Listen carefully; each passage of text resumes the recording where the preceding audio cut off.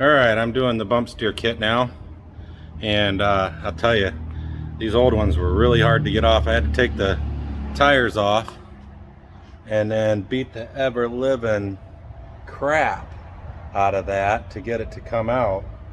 I mean, it was an easy. I beat and beat and beat and destroyed the nut, and then the nut got stuck on there, and so I had to get vice grips and pinch in between, and it was just a nightmare. Anyway, I got those off, and now I'm gonna put the new ones on.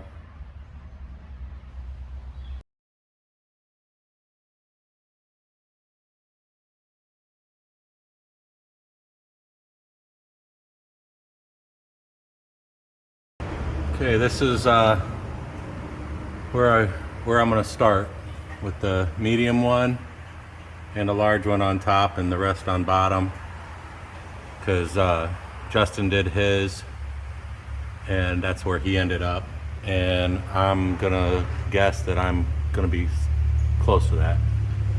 I think my ride height is about the same as his, so we're gonna try it there and see what happens. This is the kit I got from, I think it's Blacksmith Fabricating or something like that. AT-535. It didn't, they should probably put their company name on their instructions.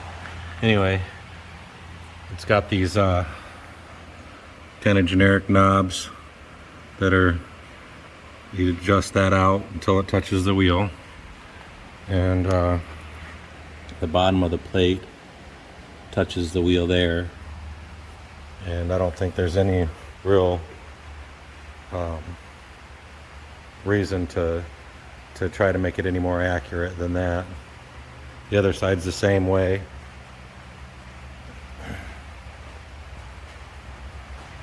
And the tape measures, that goes in the bottom slot easiest, so that's what I done.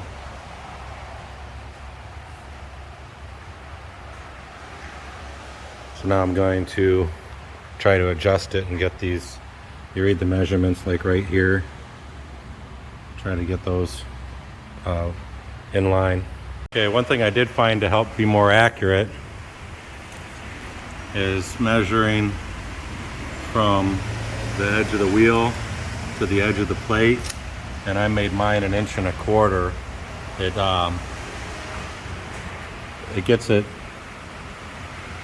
off the tire a little bit on the top, but they're the same, and then it's touching the tire on the bottom. There's really no way to make that accurate, I don't think, so that's about as accurate as it can get. I got it at 1/8 of an inch toe in. That's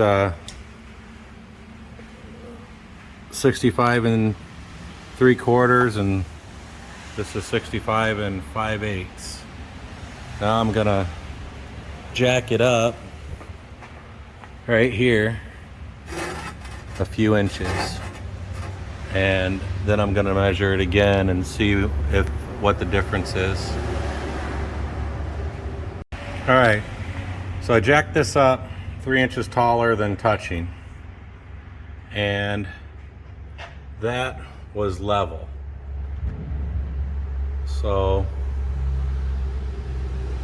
I guess I gotta split the difference to make this closer to level, because I was over 1 inch off with my toe. So I'm gonna have to move it. So here's my logic on this. As long as that's pointed up, and it's at ride height right now. As long as that's pointed up, when the car raises, it's gonna come down, and that's gonna make it longer. No matter what, it's gonna get longer. No matter what, when the car raises up in the front, it's gonna toe out. And if I want it to only toe in, it has to start at level. And then when the car raises up, when I take off, it'll toe in, and it'll come back to 0 when it's at ride height. So I think that the best adjustment or setting on this is all of them on top. But I'm going to go ahead and jack this up and see if it works just in case. Okay, like that, it's 10/16 out. It's a 10/16 difference between the front and the back, and it's towed out big time. So by my logic, that's as far down as it goes. That's as level as it gets. And so I'm guessing that's the least amount of change. But here's what it's going to do when it goes down.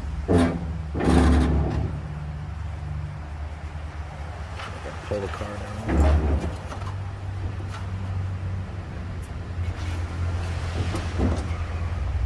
Alright, that's off the jack.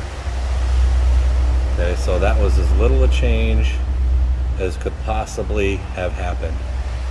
Any other way, the angle change is drastic. So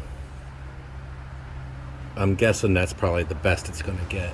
But so I'm going to align it and go with it. Alright, I got it adjusted. It's an 1/8 of an inch toe in when it's sitting on the ground, and when I jack it up the 3 inches, it's 5/16 toe out. And I don't think it's going to get any better than that because I'm pretty much out of adjustment anyway. Now the only way to do any better would be to try to move the rack, and the rack would have to go up. And there's room for it to go up, but I'm not sure that I need to. So we'll see how it reacts when I'm driving it. That'll be a while. I'm not going to test drive it today. So that concludes this video. And see you on the next one. Like and subscribe and all that stuff.